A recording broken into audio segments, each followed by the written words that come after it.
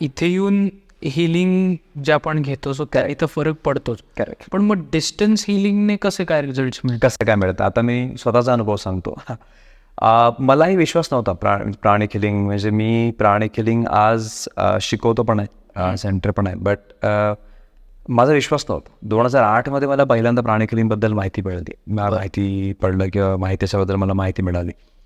पण माझा कधी विश्वास नव्हता. मला असं वाटायचं की ठीक आहे, हा प्लासिबो इफेक्ट असावा. प्लासिबो इफेक्ट म्हणजे काय तर जेव्हा आपण आरामात शांतपणे बसतो, रिलॅक्स राहतो, डोळे बंद करतो, चांगलंच वाटतं, राईट.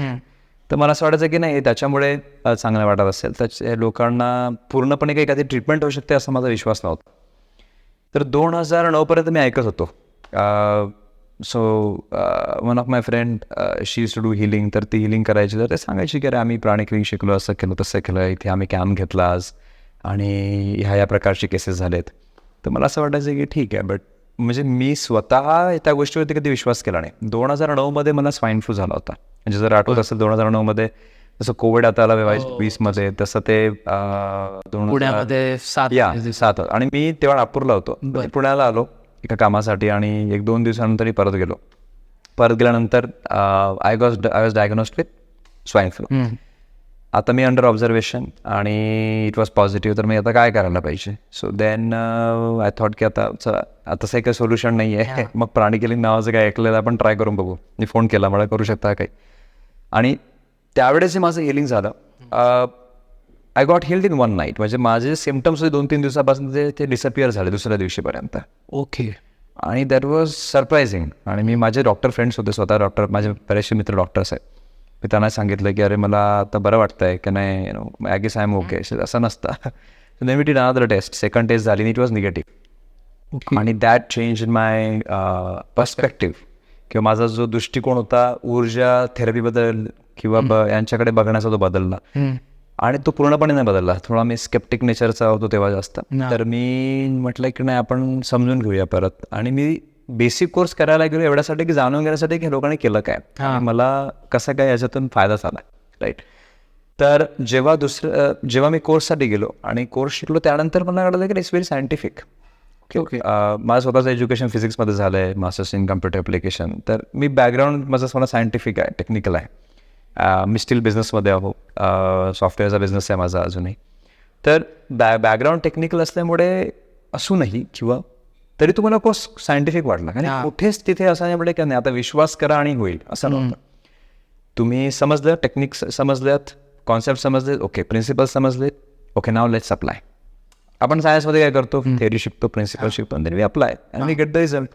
आणि ते क्लासमध्ये पण एका व्यक्तीला दुखत होतं आणि त्याने ट्राईड हिलिंग व्हॅलिडेट करायसाठी 2-3 तासानंतरच पहिल्या दिवशी. आणि त्या व्यक्तीला पेन बरा झाला. नाही वाज लाईक ओके, सरप्राईज म्हणजे मी करू शकतो. आणि त्या काळात तरी मी काही खूप काय म्हणतो आपण बरेचसे व्यसन होते मला. आणि मला असं वाटायचं की नाही हिलिंग हा खूप चांगल्या लोकांचं काम आहे, राईट. म्हणजे मी त्यावेळेस I used to smoke, I used to drink. आणि मला असं वाटायचं की नाही हे गोष्ट करणारा व्यक्ती हिलिंग नाही करू शकत. की आपल्याकडे काय कॉन्सेप्ट हिलिंग म्हणजे आपण खूप धार्मिक सात्विक व्यक्ती असायला पाहिजे. तर असं नाही आहे. आणि तसंही मला असं वाटतं की कोणी स्मोक करतं, ड्रिंक, त्याच्यावरून तो सात्विक किंवा धार्मिक नाही असं काही नसतं, राईट. चांगली व्यक्ती जो दुसऱ्यांना त्रास देत नाही तो चांगला व्यक्ती, राईट. तर दुसऱ्यांना कोणत्याच लेवलवरती त्रास देत नाही, हिंसा करत नाही कोणत्याच लेवलवरती, तो चांगला व्यक्ती. तर माझ्या ह्या गोष्टी व्हायच्या. मला थोडं मी हिलिंग नाही करू शकणार. बट माझ्याकडनं जेव्हा हिलिंग व्हायला लागलं आणि मी फक्त फॅमिलीमध्ये हिलिंग करायचं, कोणाला काय बरं नसेल तर चला एक्सपेरिमेंट म्हणून मी करायला लागलो.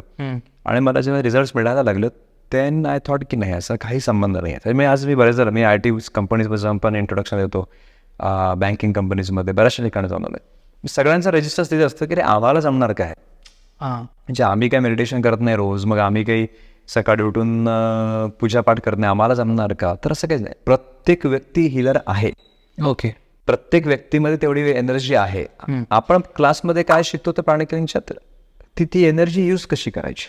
अच्छा. Everything you have. असं याच्यामध्ये अगेन कमिंग बॅक टू रेकीमध्ये आपण बोललो तर की काय डिफरन्स आहे. तर रेकीमध्ये अट्युटमेंट नावाचा कॉन्सेप्ट असतो की तुमच्यात ती शक्ती यायला पाहिजे. पण प्राणिक हिलिंग बिलीव्स की ऑलरेडी सेल्फ हिलिंग तुमच्यात आहेच. तसं आपण बोललोच की जर कट ठीक होत आहे, आता फ्रॅक्चरचं एक्झाम्पल घ्या. जेव्हा फ्रॅक्चर होतं आणि प्लास्टर लावलेला आहे तर तुम्हाला बरं कोण करताय? तुमची स्किन आणि स्वतः शरीरच बरं करताय, आपले बोन स्वतः हील होत आहेत. कारण की प्लास्टर तर फक्त काय काम करताय की ते जे हाड आहे ते त्याच ठिकाणी राहायला पाहिजे, त्याची अलाइनमेंट बरोबर ठिकाणी असायला पाहिजे. That's it. बट बरं करण्याचं काम तर जिम्मेदारी तर किंवा ती जबाबदारी आपल्या शरीराचीच आहे. हो, आणि ते होत पण आहे. तर स्वतः ती कॅपॅसिटी आहे, आपण हीच कॅपॅसिटी एक्सटेंड करून म्हणू आपण त्याचं की त्याला दुसऱ्यांसाठी कसं वापरायचं, स्वतःसाठी कसं वापरायचं, वाढवायची कशी, ह्या गोष्टी आपण प्राणिकेमध्ये शिकतो.